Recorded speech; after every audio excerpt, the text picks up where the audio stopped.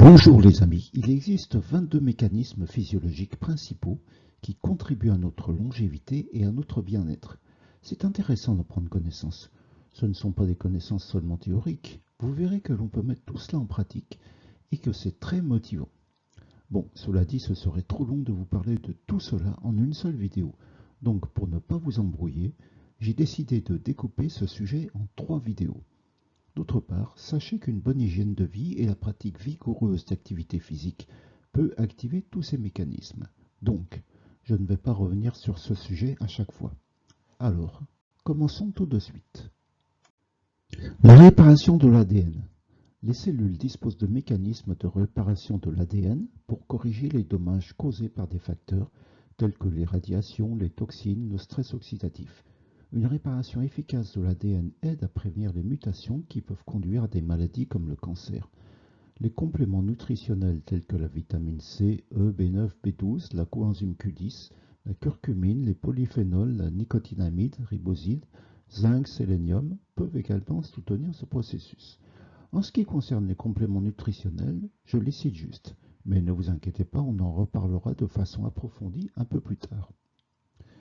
Alors, sur un ADN endommagé, une molécule d'ADN avec une cassure ou un dommage, comme une double hélice cassée, des bases endommagées ou mal appariées, on a des protéines de détection, des protéines comme la protéine P53 ou les complexes de reconnaissance des dommages, qui s'attachent à la zone endommagée pour détecter le problème. Ensuite, il y a des enzymes de réparation, des enzymes comme l'ADN polymérase, la ligase, la nucléase. Elles enlèvent la portion endommagée, puis synthétisent et recollent de nouvelles portions d'ADN. Et donc l'ADN réparé, après réparation, où la double hélice est à nouveau intacte. Les recherches sur la réparation de l'ADN se concentrent sur les thérapies qui pourraient améliorer les mécanismes naturels de réparation. Donc, ce sont pour l'instant des recherches. Mais avec une bonne hygiène de vie, comme je l'ai dit précédemment, on peut agir sur la réparation de l'ADN pour prévenir le vieillissement, enfin le diminuer en tout cas. Et donc, là, sur ce sujet, on a pas mal de recherches expérimentales qui finiront par aboutir d'ici quelques années. L'autophagie, c'est le mécanisme par lequel les cellules se débarrassent des organites endommagés qui pourraient perturber son fonctionnement, par exemple des mitochondries endommagées. On a la formation du phagophore pour la première étape où la membrane commence à entourer les composants à dégrader. Ensuite, l'autophagosome pour l'étape où la membrane s'est refermée autour des composants. On a le lysosome pour la petite sphère d'enzymes digestives et on a l'autolysosome pour la structure résultante après la fusion. On a la dégradation et libération de nutriments pour la dernière étape. Donc, c'est-à-dire que grâce à l'autophagie, tous les éléments qui ne fonctionnent plus dans la cellule ou qui sont dégradés sont éliminés et broyés et rejetés en dehors de la cellule. Le stress oxydatif est un phénomène bien connu causé par une accumulation excessive de radicaux libres. C'est un facteur clé du vieillissement cellulaire et des maladies chroniques. Les radicaux libres endommagent les protéines, les lipides, l'ADN, surtout, contribuant ainsi à la détérioration cellulaire. Les cellules possèdent des systèmes antioxydants comme les enzymes, les superoxydes dismutases et catalases qui neutralisent les radicaux libres. Une résistance accrue au stress oxydatif permet de protéger les cellules contre les dommages et le vieillissement prématuré. L'inflammation chronique est liée à de nombreuses maladies qui sont elles-mêmes liées à l'âge. Des mécanismes physiologiques qui contrôlent l'inflammation, comme la régulation des cytokines pro-inflammatoires, contribuent à réduire le risque de maladies chroniques et à favoriser une vie plus longue. Une même famille de gènes contrôle en partie le vieillissement, l'inflammation et le cancer. Donc, en diminuant l'inflammation, ces gènes peuvent donc mieux agir contre le vieillissement. La réponse au stress cellulaire et les protéines de choc thermique, aussi appelées HSP pour Heat Shock Protein, qui ressemblent à des tagliatelles, sont des mécanismes essentiels pour la survie des cellules face à de divers types de stress. Ces processus sont cruciaux pour maintenir l'intégrité cellulaire, surtout lorsqu'une cellule est exposée à des conditions environnementales défavorables. Qu'est-ce que le stress cellulaire ? Le stress cellulaire est une condition dans laquelle une cellule subit des perturbations qui affectent sa structure, son fonctionnement ou son intégrité.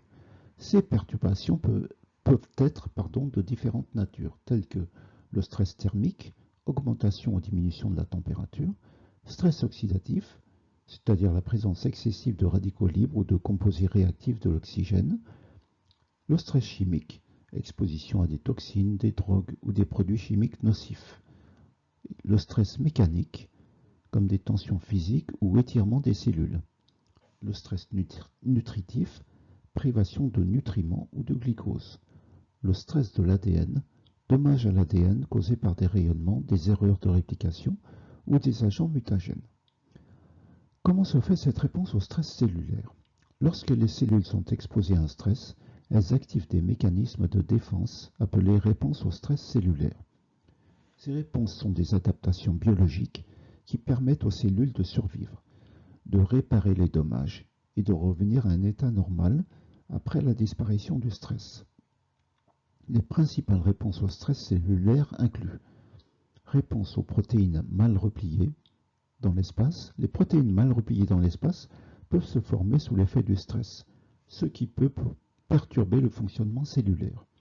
Les cellules possèdent des systèmes de contrôle de la qualité des protéines, comme les protéines chaperones, dont les protéines de choc thermique, qui aident à replier correctement les protéines ou à les dégrader si elles sont irréparables. La réponse au stress oxydatif. Les cellules activent des enzymes antioxydantes, comme la superoxyde dismutase dont on a déjà parlé, la catalase et la glutathion peroxydase, pour neutraliser les radicaux libres et prévenir les dommages oxydatifs. Réponse au stress de l'ADN. En cas de dommage à l'ADN, les cellules déclenchent des mécanismes de réparation par excision, par exemple, la réparation par excision de bases de nucléotides et la recombinaison homologue correcte. Réponse à l'absence de nutriments. Les cellules ajustent leur métabolisme et utilisent des mécanismes comme l'autophagie pour dégrader et recycler leurs propres composants afin de produire de l'énergie et du nutriment. La réponse au stress mécanique. Les cellules adaptent leur cytosquelette et leur matrice extracellulaire pour supporter le stress physique. Parlons un peu des protéines de choc thermique. Ces protéines de choc thermique, comme on l'a vu, elles ressemblent un peu à des tagliatelles. Ce sont des protéines chaperones qui jouent un rôle clé dans la réponse au stress cellulaire. Elles ont été initialement découvertes pour leur rôle dans la protection des cellules contre les dommages causés par le stress thermique. Mais elles sont maintenant reconnues pour leur fonction dans divers types de stress. Alors c'est quoi leur fonction? Elles remplissent plusieurs fonctions essentielles pour la cellule, notamment assistance au repliement des protéines. Ces HSP aident les nouvelles protéines à se replier correctement, ce qui est essentiel pour leur fonction. Elles empêchent également le mauvais repliement et l'agrégation des protéines qui peuvent être toxiques pour les cellules. Elles stabilisent les protéines. Lors de conditions de stress, les HSP se lient aux protéines, partiellement dénaturées pour les stabiliser et les empêcher de former des agrégats. Elles aident à la dégradation des protéines endommagées.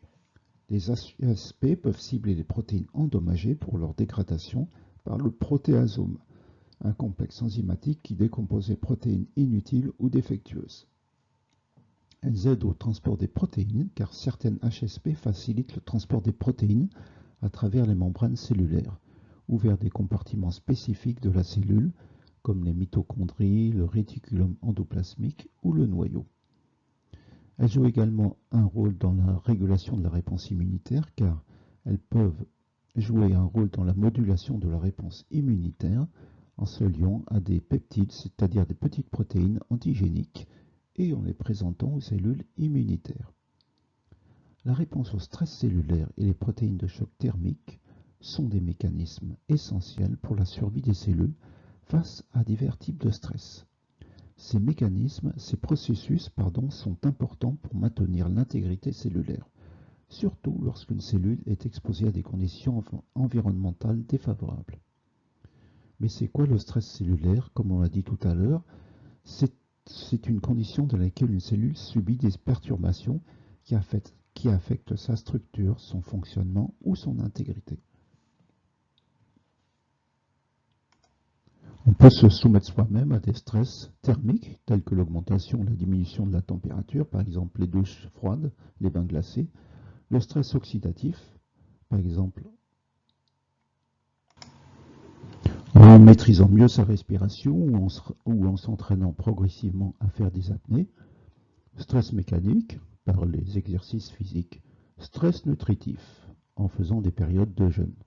On en reparlera plus tard du jeûne.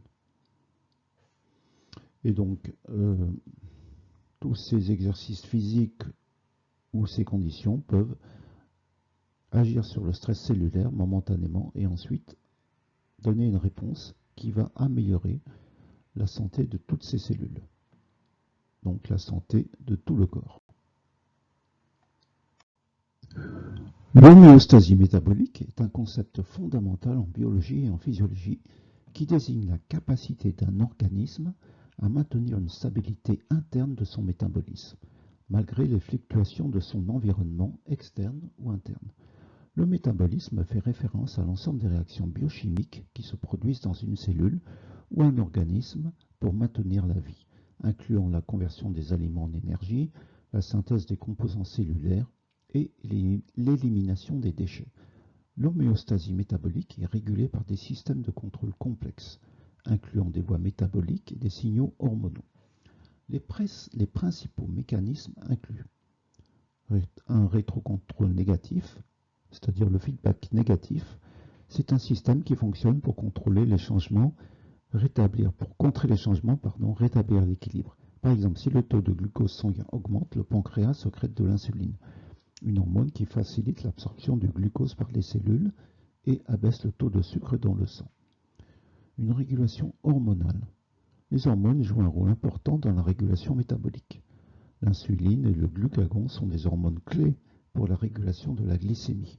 Les hormones thyroïdiennes régulent le métabolisme de base et les hormones de stress comme l'adrénaline et le cortisol augmentent la production d'énergie en réponse à un stress aigu. Le système nerveux autonome. Le système nerveux sympathique et parasympathique régule le métabolisme en contrôlant la libération d'hormones, la contraction musculaire et la circulation sanguine.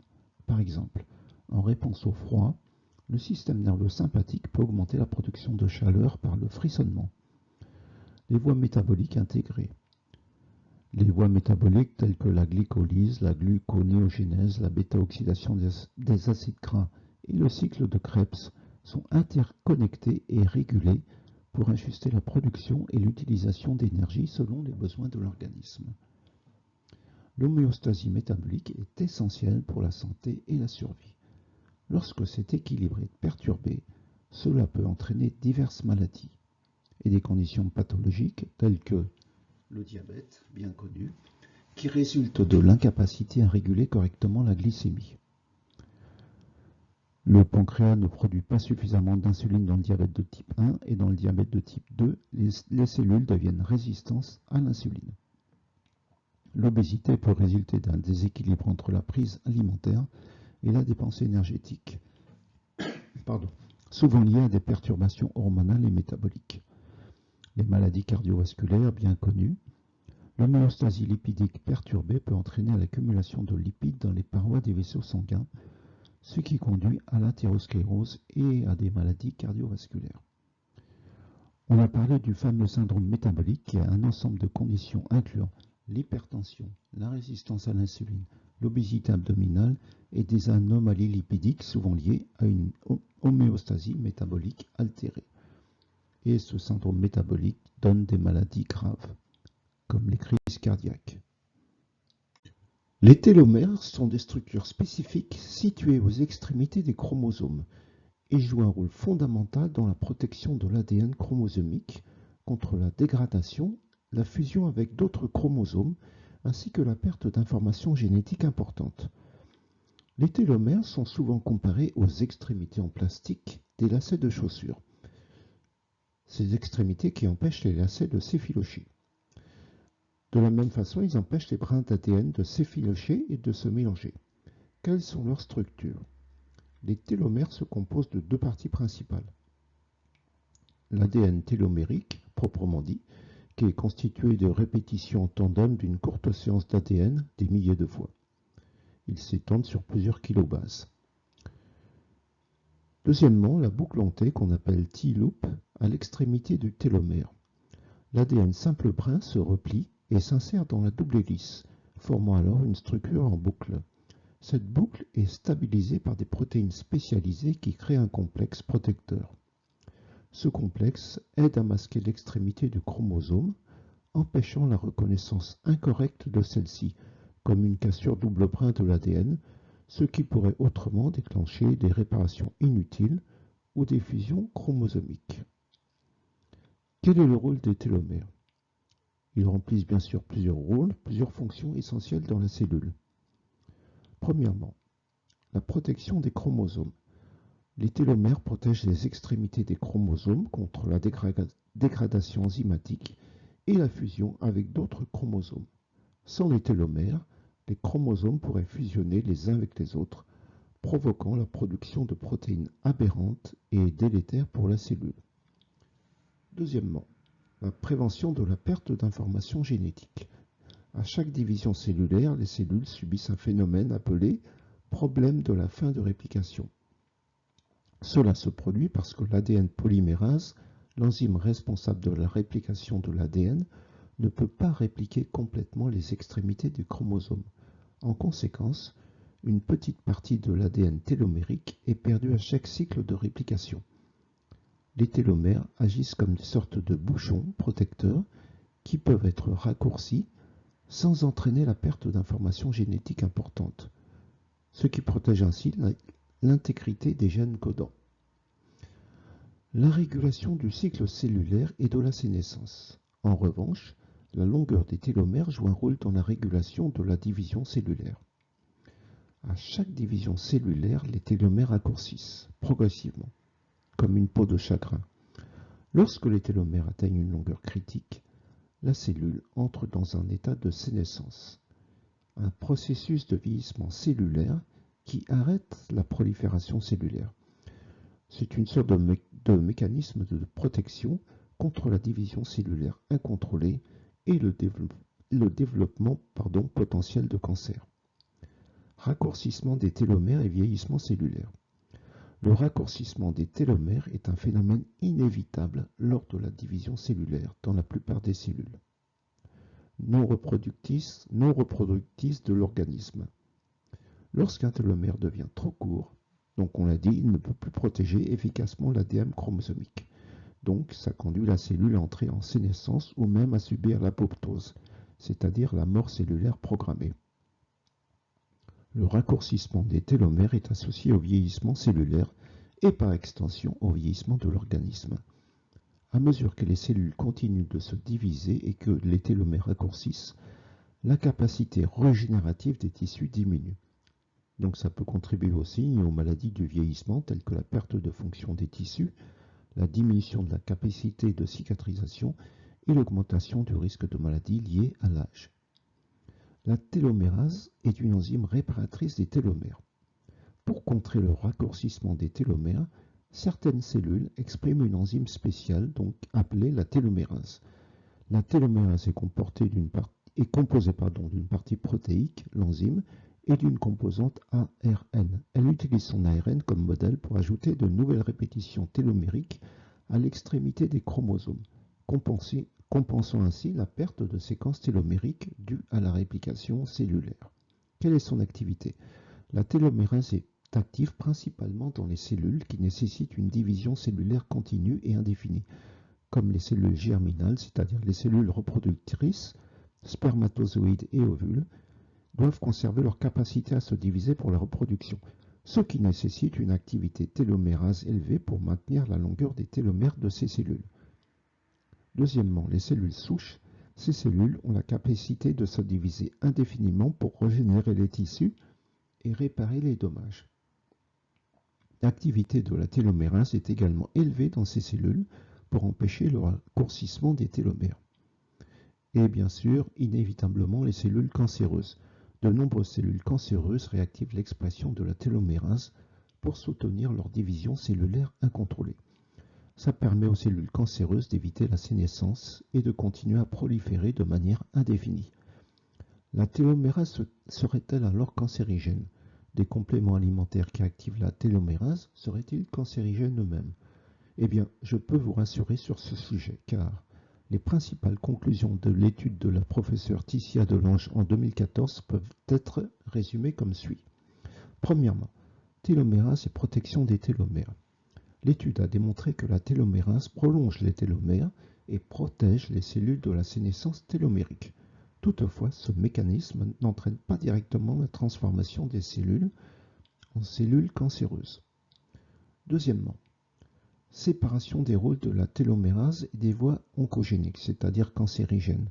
L'équipe de Ticia Delange a montré que la réactivation de la télomérase dans les cellules ne conduit pas à des comportements typiques de cellules cancéreuses.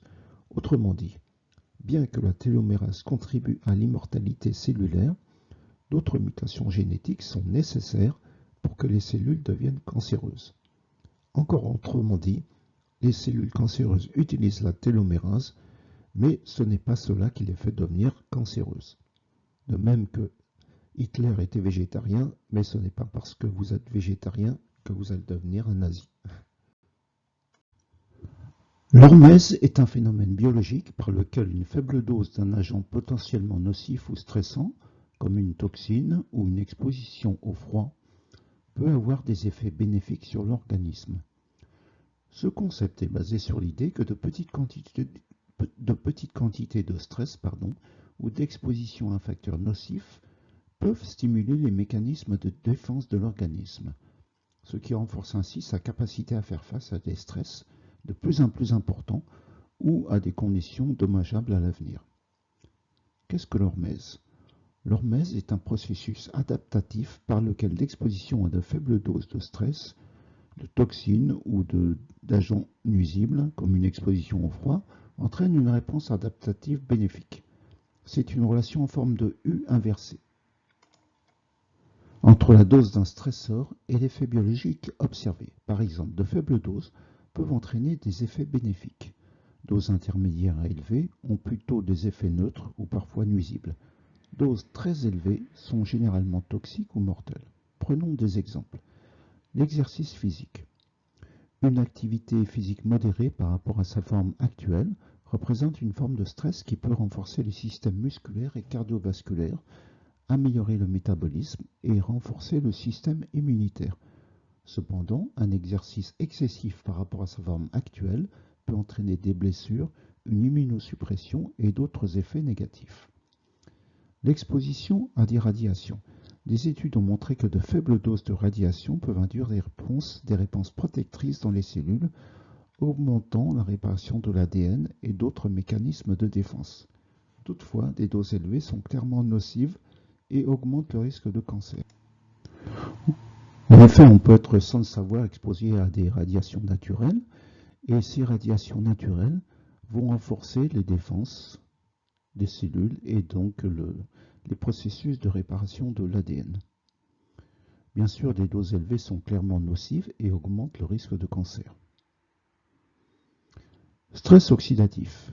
Les faibles niveaux de stress oxydatif peuvent stimuler les systèmes antioxydants de l'organisme, tels que la production de glutathion et l'activité d'une enzyme appelée la superoxyde dismutase. À des niveaux élevés, cependant, le stress oxydatif peut entraîner des dommages cellulaires, des mutations de l'ADN et contribuer ainsi à des maladies dégénératives. Bien que l'hormèse et la réponse au stress cellulaire partagent certains points, il existe cependant quelques différences entre les deux concepts, car le stress cellulaire se concentre plutôt sur les réponses des cellules individuelles à un stress particulier, tandis que l'hormèse agit plutôt sur l'ensemble de l'organisme. En résumé, donc, comme exemple d'hormèse, nous avons les radiations, les toxines à petite dose, l'exposition au froid, au chaud, l'exercice physique qui devient de plus en plus intense au fur et à mesure de l'entraînement et donc qui, bien pratiqué, aide l'organisme à accroître son endurance.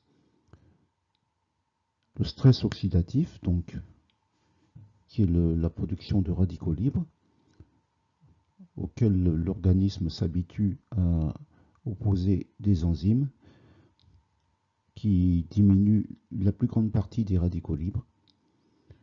L'exposition au froid, l'exposition au chaud également, donc exposition au froid comme le fait de prendre des douches froides, de prendre des bains glacés ou des saunas, et également la privation d'oxygène. Donc ça c'est la méthode de Wim Hof, exposition au froid, exercice d'apnée. Et tous ces exercices, petit à petit, en contribuant à leur mèse, permettent de renforcer les réponses à tous ces stress et donc, au fur et à mesure, d'améliorer sa santé et sa résistance à tous ces stress.